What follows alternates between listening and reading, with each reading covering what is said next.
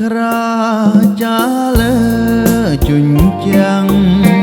ឲ្យបងផនភាំងអត់ទាំងស្មារតីរួមបានដឹងច្បាំងនៅសំដីស្រីដែលកាន់មេត្រីគ្មានក្តីអាណិតពីងដែលអូនបានសរសេរគឺជាពាក្យស្នេហ៍ដែលគ្មានក្តីពិតអូនឲ្យបងខំដោយគ្មានបានគិតបានជាបែកចិត្តអិនពិចារណាសូមវិលមកវិញណាស្រីដើម្បីដោះស្រាយរឿងស្នេហារោគខំរោគត្រូវ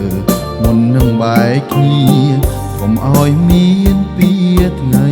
មុខកុំរស់ដោយជឿពីគេពេលយើងរួមស្នេហ៍គឺស្នេហ៍បានសុខអូនជឿពីគេឲ្យក្តីទុកសុំចិនលាបងស្នេហ៍មានតម្លៃ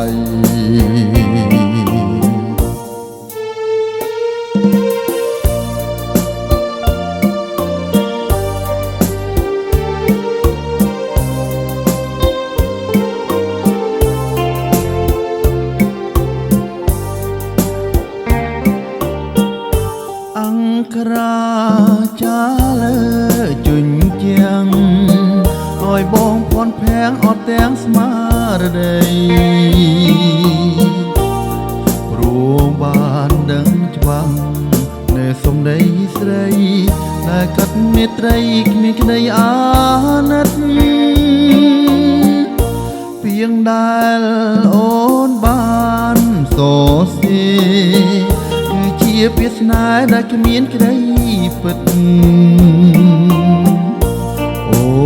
នឲ្យបងខំដោយគ្មានបានគិតបានជាបែកចិត្តអិនពិចារណាសូមវិលមកវិញណាស្រីដើម្បីដោះស្រាយរឿងស្នេហារោគខំរោគត្រូវមុននឹងបែកគ្នាកុំឲ្យមានពីថ្ងៃមុខកុំរស់ដោ